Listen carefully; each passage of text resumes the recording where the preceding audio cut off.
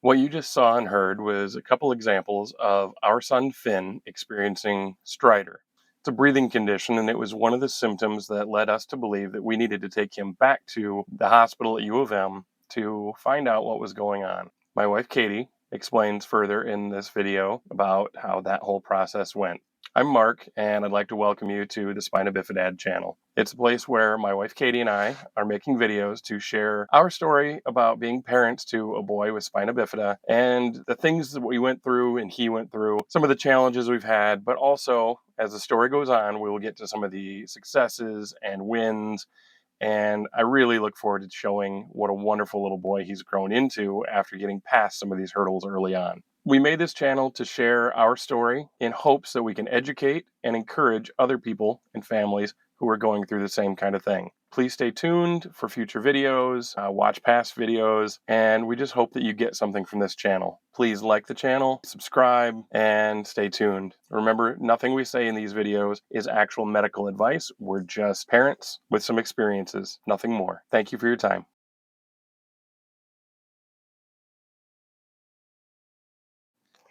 Last time we ended with we're having breathing issues, which never is a good sign. So the video you just saw was the breathing that he had at about 5 weeks.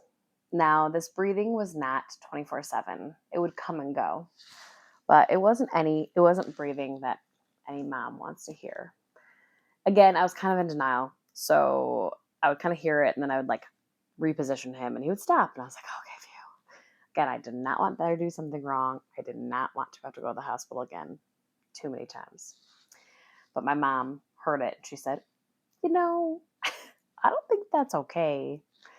So I sent that video to the group, the Spina Bifida parents group. And I said, hey, friends, is this a Spina Bifida thing? Like something that I don't know about yet? They immediately, and a lot of them said, absolutely not. That is not part of Spina Bifida at all. That looks like Stridor, Stridor. And it is when, it's kind of like when a baby has, anybody, but specifically babies, have a cold or something. And what you have to look for is this kind of wheezing, Stridor-like breathing. I never knew that what that was. They also say like if you can see the ribs, if it looks like they are struggling to breathe, that's when you kind of take them in. So that was at 5 weeks. We had a follow-up appointment at 6 weeks. So we went in and we saw the neurosurgeon. The neurosurgeon saw the video. At that point, he wasn't doing the breathing. So it was a little bit of a bummer that he wasn't doing it. Always like when you want something to show someone the symptom or the problem and then it's not happening. You're like, cool. So we saw the video and he's like, well, he's not doing it right now. It must not be that bad. So he's like, I'm going to refer you to the ENT, ear, nose, and throat specialist. And so I think that same day we went to the ENT.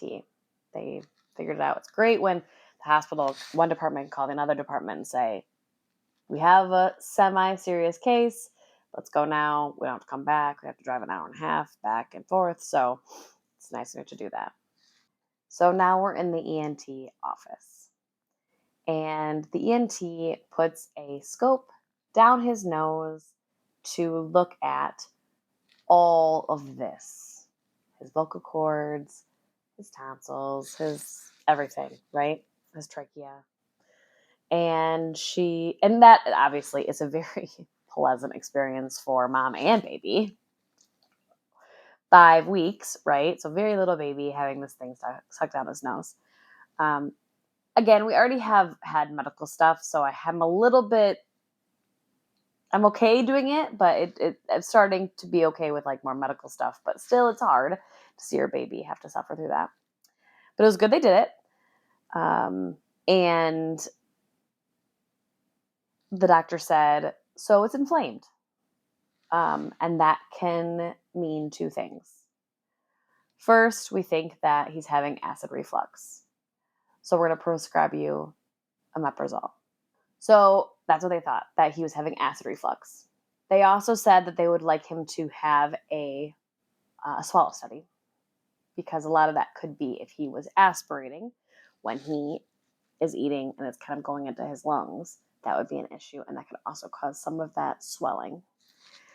So we had to come back for a swallow study. So we went home and we were on the medicine for a week. They made us come back in a week because apparently this was important enough, stressful enough, severe enough that they're like, you know what? Let's take you back in a week. So he was on it for a week. We came back and he had a swallow study, which turns out he was aspirating, which is kind of why we had the eating issues, right? So like he was kind of actually, when I was feeding him in it through his bottle, he was kind of drowning, right? Like he was acting like it was not going well. It just wasn't, and it was part of it was going into his lungs, which was very harmful. So they told us that we had to thicken his feeds, which for somebody that already is struggling to eat, thickening them is real tough.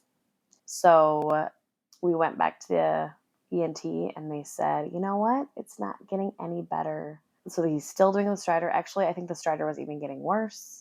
And she's like, okay, well, we have to do something about this because this is like breathing. This is an issue. They said there's two options. Option one is he can get a tracheostomy, hole in the neck, breathe out of. Well, that we were like, oh, no, we don't want that. So that was what the ENT wanted, was a trach. We also went back at that appointment the week after and talked to a neurosurgeon. And he said, well, since your son does have Chiari, and I said, hold. What? So I found out that my son also has Chiari, too.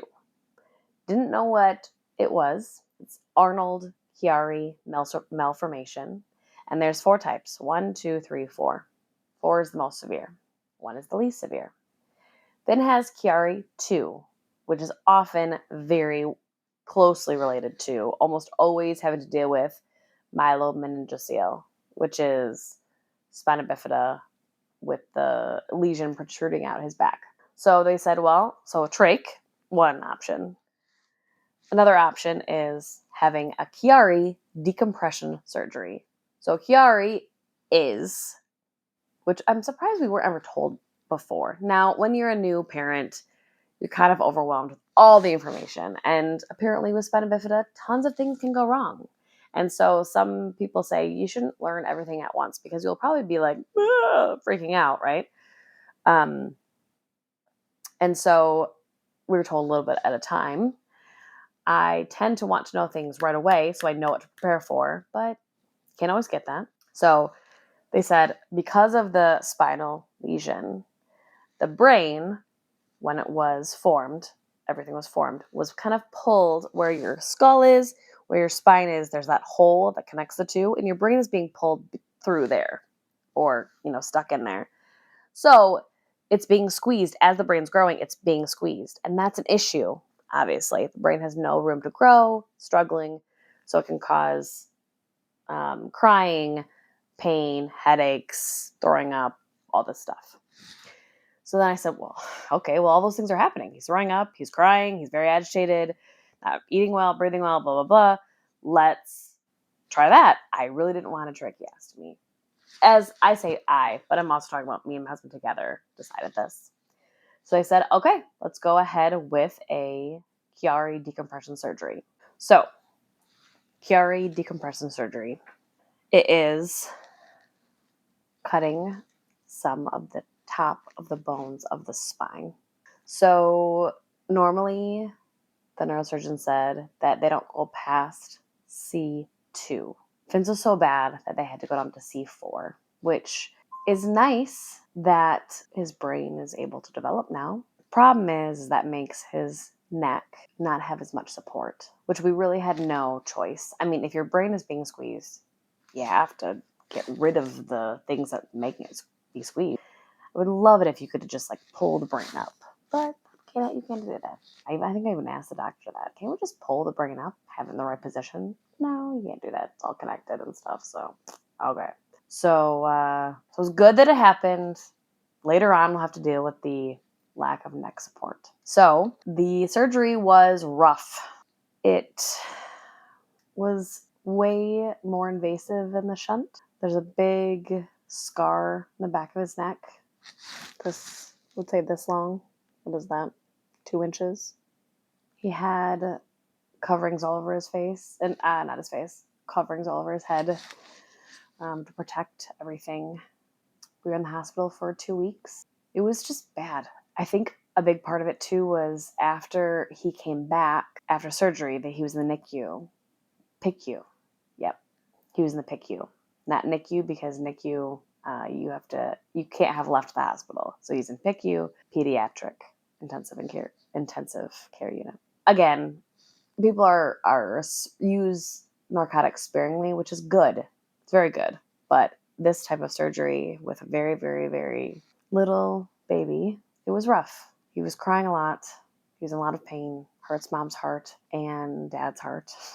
And I couldn't just pick him up and hold him. You have to just sit there and watch him in bed and be there as much as you can. But he just wants you to hold him and you can't. It's just so hard.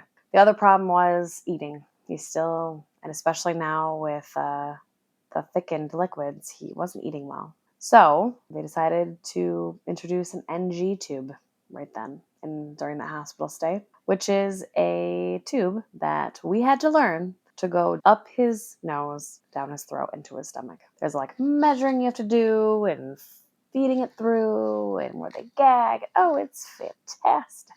Not. Also, there's a thing of you have to stick it on his face first, and then it kind of goes down outside of the body because that's the end that you're going to push food through. And he is very sensitive to tape. So there was tape rashes, issues. And then if it's not strong enough, then it falls off. If it's too strong, he gets a rash. Also, the end of the G tube where you put the food in was leaking all the time. So I think what we did was wrapped it in a diaper so that it wouldn't leak. It just leaked into the diaper. But you just have to you pick him up and then you have to make sure that you have the NG tube, that you know where it is, that you're not pulling it out because he can just it out, which he has done or he had done, and he will do. So yeah, we left the hospital after 14 days. We were hoping that that was the end of it and that we were going to have to deal with an NG tube for a little bit and that his brain would be all okay then. We'd have to rest. Sadly, that's not how it went, which we will revisit in the next video. Well, that wraps up our story for this time. Thank you for taking the time to watch our video, and we hope that you will like and subscribe so you can catch future videos as we continue to tell our story. We hope that you learned something, hope you're entertained, and really would love if you were to comment and let us know your thoughts on the videos we're making, this line of stories, and what this has meant to you. Thank you.